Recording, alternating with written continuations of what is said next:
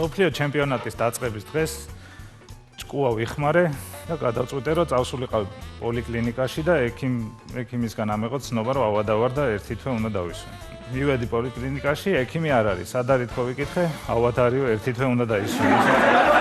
ორშაბათიდან მსოფლიო ჩემპიონატის დაწყების დღეს ჩვენ უბანში სამშობიაროში დაიბადა ბავშვი დილით, ბიჭი. მაგრამ მამამისმა მეო სახეს არ დავარქმევო ჯერო და საღამოს ვინც გაიტანსო გოლსო, იმის სახეს დავარქმევ. დედამისი თავიდან წინააღმდეგი იყო, არ მინდა ეხლა მან ჯუკიჩმა რო გაიტანოსო. ისევნება რომ ვერ გაიტანს დისკვალიფიკაცია, აქ არის თამაშებს.